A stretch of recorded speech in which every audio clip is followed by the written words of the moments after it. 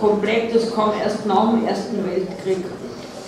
Und da hat sich der Großvater Kühn-Gustl mal mit seinem Onkel unterhalten, also einem Bruder seines bereits verstorbenen eigenen Vaters, der auch so geheißen hat, und der hieß Jakob, und der hat ein bisschen was erzählt über die Kirche, und der Jakob und seine Frau, die sagten, wenn das Kind aus der Schule ist, dann treten wir aus, vorher geht es nicht, weil sonst das Kind vielleicht schikaniert wird.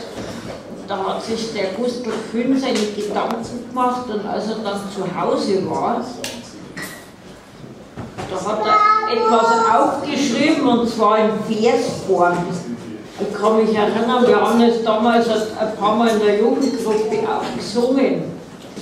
Jugendfürsorge.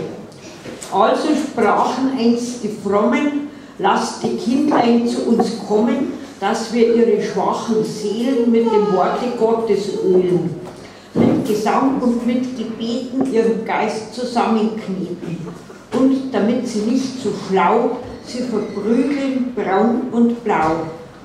Nimmer soll der Satan rauben, ihnen dann den rechten Glauben. Jedes wird ein gutes Schaf, arbeitswillig, dumm und brav.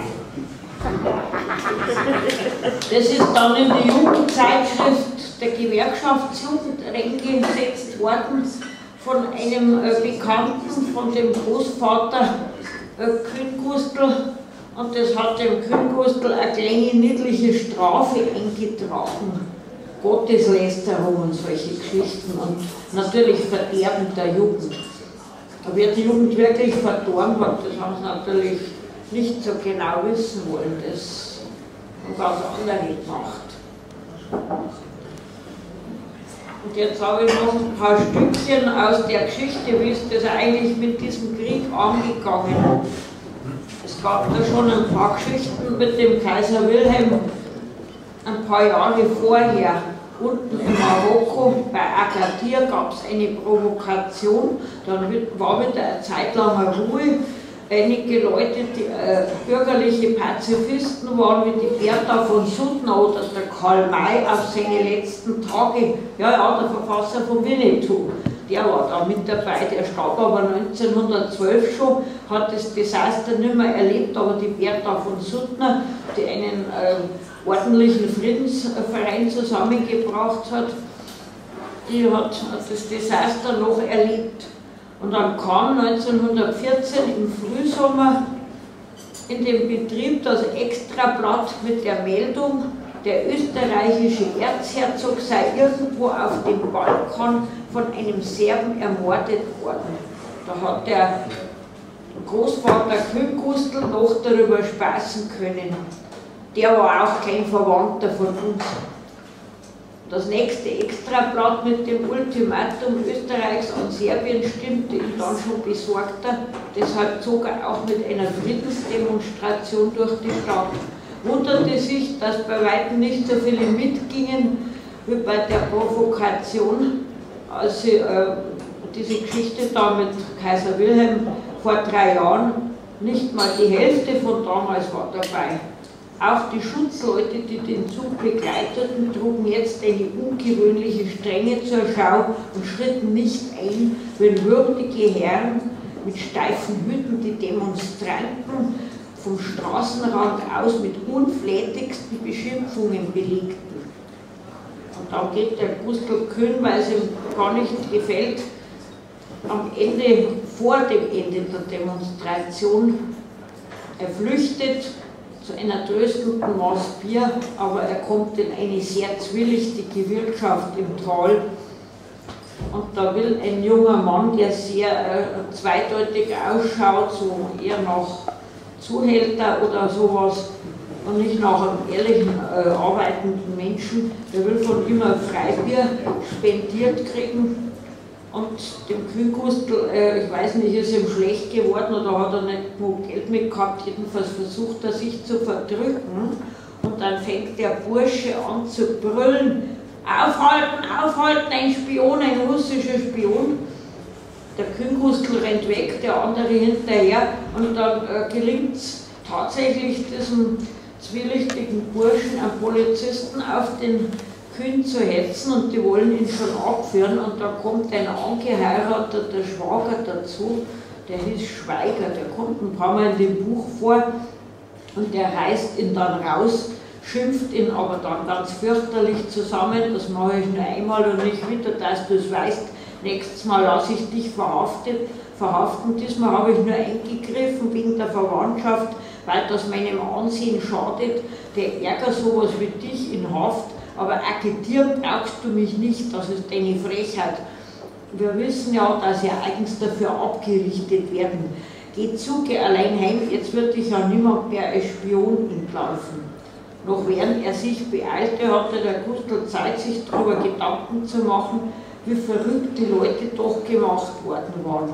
Wenn sogar ein Gesetzeshüter gegen die Kriegsgegner und für die Gesetzesbrecher Stellung bezog, was würde man solchen Menschen noch alles befehlen können?